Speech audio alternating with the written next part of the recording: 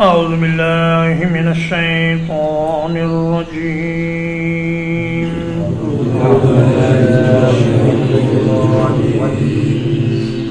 وما أفاء الله على رسوله منهم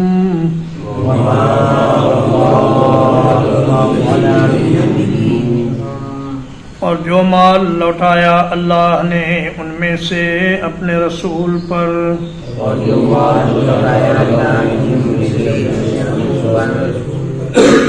فما اوجفتم علیہ من خیل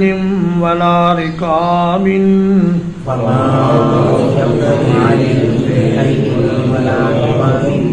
تو تم نے اس پر نہیں دوڑائے کوئی گھوڑے اور نہ سواری کے اونٹ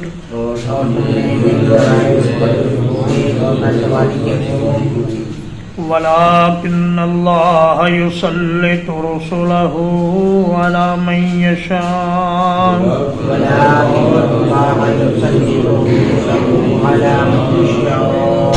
اور لیکن اللہ تعالیٰ مسلط کر دیتا ہے اپنے رسولوں کو جس پر چاہتا ہے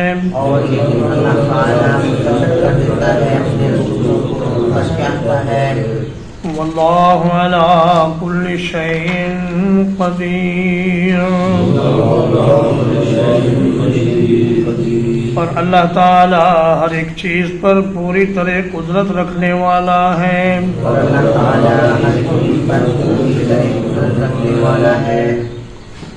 فاء یفیء کا معنی ہوتا ہے لوٹ آنا، جیسا کہ فرمایا سورۃ الحجرات میں کہ فَإِن بَغَتْ إِحْدَاهُمَا عَلَى الْأُخْرَى فَقَاتِلُوا الَّتِي تَبْغِي حَتَّى تَفِيءَ إِلَىٰ أَمْرِ اللَّهِ،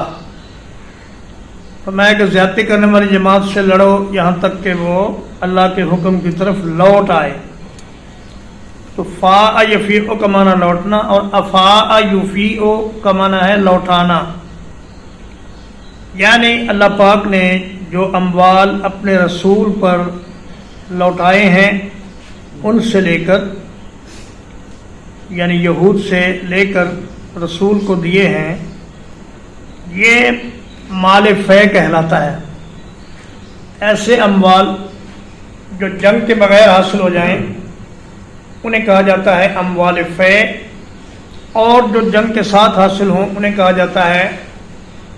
اموال غنیمت۔ فرمایا کہ یہ جو اموال فے ہیں یہ خالصتاً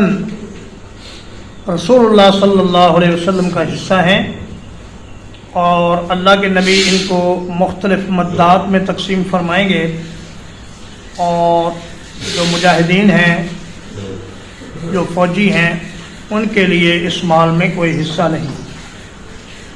اس لیے کہ یہ بغیر کسی گھوڑے کو دوڑائے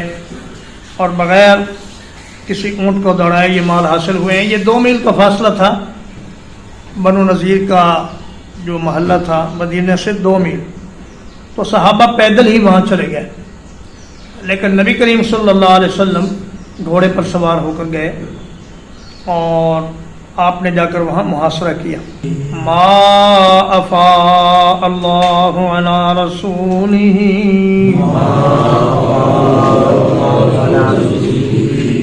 جو مال اللہ نے اپنے رسول پر لوٹایا، من اہل القرى، بستیوں والوں سے، فللہ وللرسول، تو یہ مال اللہ کے لیے ہے اور رسول کے لیے ہے، وَلِذِي الْقُرْبَى وَالْيَتَامَى وَالْمَسَاكِينِ، اور قریبی رشتہ داروں کے لیے ہے اور یتیموں کے لیے ہے اور مسکینوں کے لیے ہے،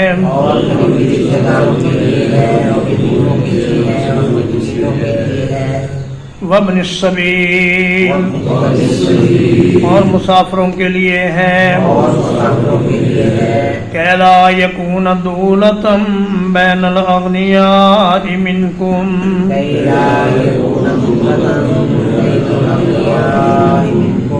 تاکہ یہ مال تمہارے مالدار لوگوں کے درمیان ہی گردش میں نہ رہے،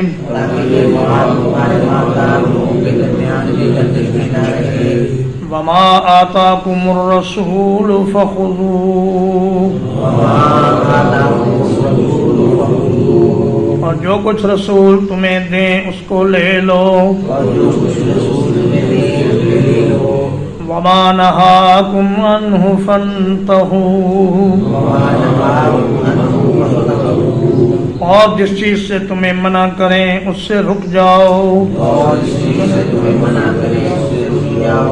واتقوا اللہ، اور اللہ سے ڈرتے رہو، ان اللہ شدید العقاب، یقیناً اللہ تعالیٰ سخت ترین سزا دینے والا ہے۔ فرمایا مال فے کے مصارف یہ ہیں کہ انہیں رشتہ داروں کو دیا جائے گا، یتیموں کو، مسکینوں کو اور مسافروں پر خرچ کیا جائے گا۔ چنانچہ نبی کریم صلی اللہ علیہ وسلم نے اس مال کو انہی مدات میں خرچ کیا۔ اور ایک بہت بڑی مد جو آگے آ رہی ہے وہ ان مہاجرین کے لیے اس مال کو صرف کیا گیا جو اللہ کی خاطر اپنا گھر بار چھوڑ کر ہجرت کر کے مدینہ آ گئے تھے۔ چنانچہ نبی کریم صلی اللہ علیہ وسلم نے یہودیوں کی زمینیں اور ان کے باغات اور ان کی جائیدادیں یہ مہاجرین میں تقسیم کی۔ انصاریوں میں سے صرف 2 انصاریوں کو حصہ دیا گیا، باقی سارے کا سارا مال یہ مہاجرین میں تقسیم کیا گیا۔ اور فرمایا وما آتاکم الرسول فخذوه وما نہاکم عنہ فانتہوا۔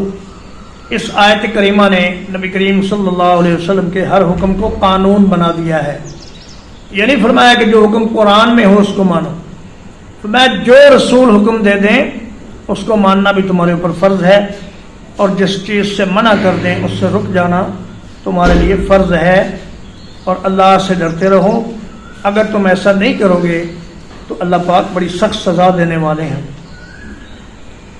تو مطلب یہ کہ رسول پاک صلی اللہ علیہ وسلم کا ہر حکم امت کے لیے وہ واجب العمل ہے، اور جو بھی حکم آپ کا صحیح حدیث سے ثابت ہو اس پر عمل کرنا ویسے ہی ضروری ہے جیسے قرآن مجید کی آیات پر عمل کرنا ضروری ہے۔ للفقراء المہاجرین الذین اخرجوا من دیارہم،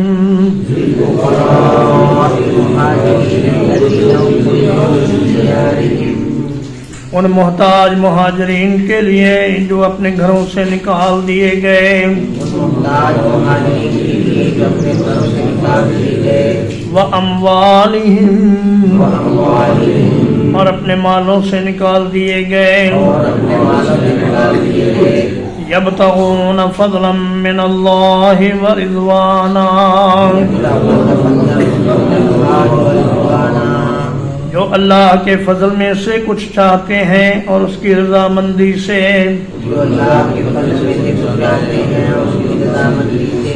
وَيَنْصُرُونَ اللَّهَ وَرَسُولَهُ، اور وہ اللہ اور اس کے رسول کی مدد کرتے ہیں، اولئک هم الصادقون، یہی لوگ سچے ہیں۔ فرمایا مال فے کا ایک بڑا مصرف وہ فقیر مہاجرین ہیں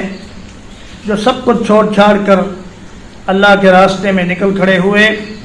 اب نہ ان کے پاس رہنے کے گھر ہے، نہ ان کے پاس ضرورت کے لیے مال ہے، تو صحابہ کرام نے، انصار نے بہت مثالی ایثار کا اور تعاون کا مظاہرہ کیا۔ انہوں نے ان کو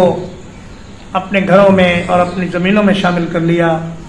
حتیٰ کہ سعد بن ربیع نے کہا عبد الرحمن بن عوف رضی اللہ عنہ سے کہ میرا آدھا مال آپ لے لیں، اور میری 2 بیویاں ہیں، ان میں سے جو آپ کو اچھی لگے اس کو میں طلاق دے دیتا ہوں اور آپ اس سے نکاح کر لیں۔ لیکن انہوں نے اس پیشکش کو قبول نہیں فرمایا اور کہا اللہ آپ کے مال و جان میں برکت کرے، مجھے صرف آپ بازار کا راستہ دکھا دیں۔ وہ تاجر آدمی تھے، انہوں نے تجارت کی اور اللہ نے اس میں برکت عطا فرمائی۔ تو فرمایا کہ یہ لوگ جو اللہ کی رضامندی حاصل کرنے کے لیے گھروں سے نکلے اور اللہ اور اس کے رسول کی مدد کے لیے جہاد کے لیے نکلے، یہی لوگ سچے مسلمان ہیں، اور ان کے ساتھ ہر قسم کا تعاون کرنا یہ نہایت ضروری ہے۔ ترجمہ وما افاء اللہ علی رسولہ منہم،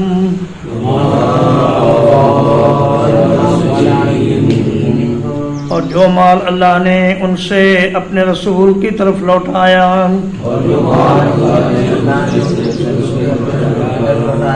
فما اوجفتم علیہ من خیل ولا رکاب،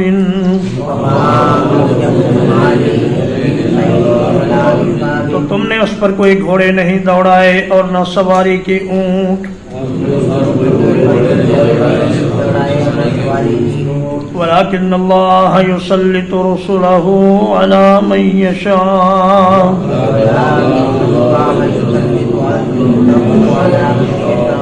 اور لیکن اللہ تعالیٰ اپنے رسولوں کو مسلط کر دیتا ہے جس پر چاہتا ہے،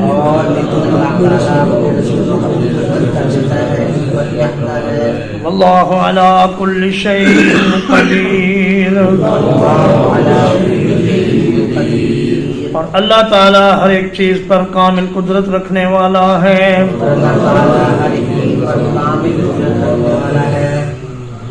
ما افاء اللہ علی رسولہ من اہل القرآن،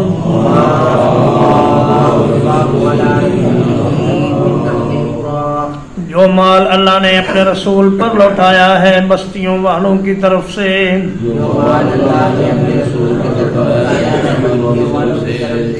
فللہ وللرسول ولذی القربى،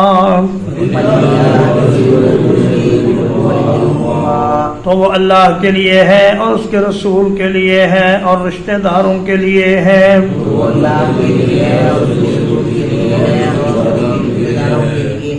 والیتامی والمساکین وابن السبیل،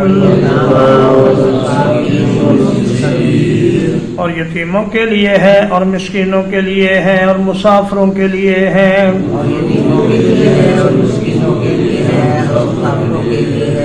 کہ لا یکون دولۃ بین الاغنیاء منکم،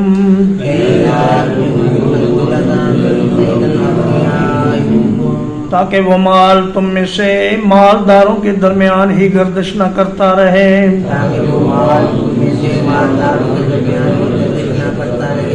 وما آتاکم الرسول فخذوہ، اور جو کچھ رسول تمہیں عطا کریں وہ لے لو، وما نہاکم عنہ فانتہوا، اور جس سے تمہیں منع کر دے اس سے رک جاؤ، واتقوا اللہ، اور اللہ سے ڈرتے رہو، ان اللہ شدید العقاب، یقیناً اللہ تعالیٰ سخت سزا دینے والا ہے۔ للفقراء المہاجرین الذین اخرجوا من دیارہم،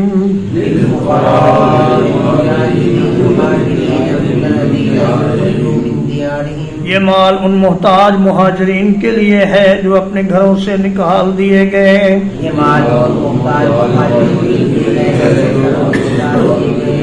وَأَمْوَالِهِمْ، اور اپنے مالوں سے نکال دیے گئے، یبتغون فضلا من اللہ ورضوانا، وہ اللہ کے فضل سے کچھ چاہتے ہیں اور اس کی رضامندی سے، وَيَنْصُرُونَ اللَّهَ وَرَسُولَهُ اور وہ اللہ اور اس کے رسول کی مدد کرتے ہیں. اولئک هم الصادقون یہی لوگ حقیقت میں سچے ہیں. وصلی اللہ علی نبینا محمد وآلہ وصحبہ اجمعین.